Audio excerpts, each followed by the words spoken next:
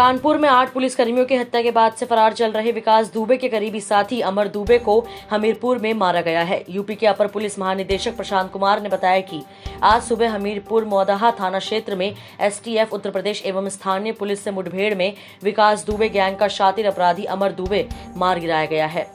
यह कानपुर हत्याकांड का नामजद एवं वांछित अभियुक्त था। यूपी का इस समय का मोस्ट वांटेड हिस्ट्री शीटर विकास दुबे फरीदाबाद में नेशनल हाईवे के पास एक होटल में रुका हुआ था। उसके साथ 2 और साथी ठहरे थे। विकास फरीदाबाद में रहने वाले अपने एक परिचित की मदद से दिल्ली की कोर्ट में समर्पण करने की तैयारी में था। एसटीएफ और हरियाणा पुलिस को मंगलवार शाम इस बारे में भनक लगी, लेकिन इन टीमों के पहुंचने से पहले एक बार फिर विकास दुबे का नेटवर्क भारी पड़ गया और वह वहां से फरार हो गया। दिल्ली, हरियाणा और यूपी सीमा पर नाकेबंदी कर दी गई थी। संयुक्त राष्ट्र की एक वर्चुअल बैठक में भारत ने पाकिस्तान पर आतंकवाद को पोषित करने का सीधा आरोप लगाया है। बैठक में भारत ने पड़ोसी देश पर आतंकवादियों को पनाह देने के साथ साथ जम्मू कश्मीर को लेकर मनगढ़ंत कहानी गढ़ने का आरोप लगाया है। भारतीय दल का नेतृत्व कर रहे विदेश मंत्रालय के संयुक्त सचिव महावीर सिंघवी ने बैठक में कई मुद्दे उठाए। यह बैठक कल यानी 7 जुलाई को आयोजित की गई थी। इस दिन 12 साल पहले अफगानिस्तान की राजधानी काबुल में भारतीय दूतावास पर पाकिस्तान समर्थित आतंकवादी संगठन ने हमला किया था। इस हमले में कई भारतीय और अफगानी नागरिक मारे गए थे। संयुक्त राष्ट्र की बैठक के दौरान सिंघवी ने कहा, यह बहुत दुर्भाग्यपूर्ण है कि एक देश जिसने मुंबई, पठानकोट, उरी और पुलवामा में आतंकवादी हमले किए, वह अब विश्व समुदाय को उपदेश दे रहा है। उन्होंने कहा, वैश्विक महामारी के दौरान जहां विश्व इससे लड़ने के लिए साथ आ रहा है, वहीं पाकिस्तान, जो कि सीमा पार से आतंकवादियों को भेजने का काम करता है, हर अवसर को भारत के खिलाफ गलत बयानबाजी करने, मनगढ़ंत आरोप लगाने और हमारे आंतरिक मामले में दखल अंदाजी करने के लिए इस्तेमाल करता है। अमेरिकी विदेश मंत्री माइक पोम्पियो ने reciprocal express to Tibet act के तहत चीनी अधिकारियों के एक समूह के वीजा पर प्रतिबंध लगा दिया है। पोम्पियो ने मंगलवार को ट्वीट कर कहा कि आज मैंने पीपल्स रिपब्लिक ऑफ चाइना के अधिकारियों पर वीजा प्रतिबंध की घोषणा की। ये अधिकारी विदेशियों की तिब्बत तक पहुंच को प्रतिबंधित करने में शामिल थे।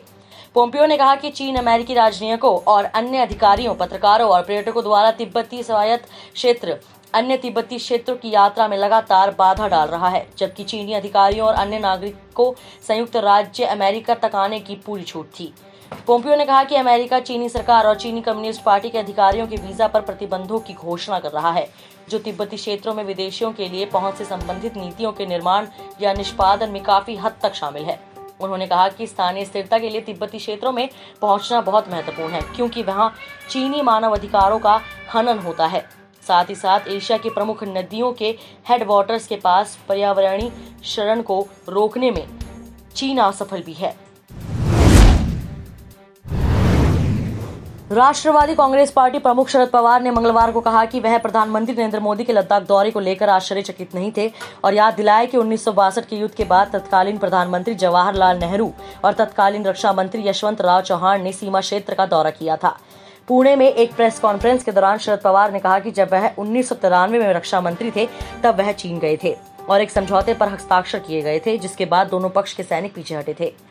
उन्होंने कहा कि प्रधानमंत्री के साथ सर्वदलीय बैठक के दौरान भी मैंने वर्तमान मुद्दे को लेकर कहा था कि इसे राजनीतिक बातचीत के जरिए सुलझाए जाने की आवश्यकता है और हमें चीन पर अंतर्राष्ट्रीय दबाव बनाना चाहिए। मोदी के लद्दाख दौरे से संबंधित सवाल पर पवार ने कहा कि चीन ने 1962 में भारत को पराजित किया था, लेकिन तत्कालीन प्रधानमंत्री वहां सैनिकों का मनोबल बढ़ाने गए थे। कनाडा के एंटोरियो और क्यूबेक प्रांत में वैश्विक महामारी कोरोना वायरस कोविड-19 के नए मामलों की पुष्टि के बाद देश में कोरोना संक्रमितों की संख्या बढ़कर 1,06,000 से अधिक हो गई है। कनाडा के एंटोरियो में मंगलवार को कोरोना 112 और क्यूबेक में 60 नए मामले दर्ज किए गए, जिसके बाद देश में कोरोना संक्रमितों की संख्या बढ़कर 1,06,107 हो गई।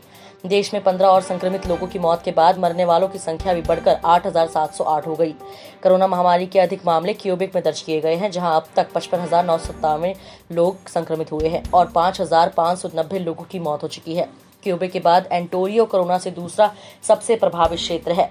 आपको बता दें कि भारत कोरोना वायरस महामारी से दुनिया में सबसे ज्यादा प्रभावित देश में तीसरे नंबर पर है। इस वीडियो में इतना ही। मैं कोमल, पंजाब केसरी, दिल्ली से। अगर आपको हमारी ये खबर जानकारी पूर्ण लगे तो हमारे फेसबुक पेज punjabkesari.com को लाइक करें और अगर आप हमारी ये वीडियो यूट्यूब पर देख रहे हैं तो हमारे चैनल punjabkesari.com को सब्सक्राइब करना ना भूलें।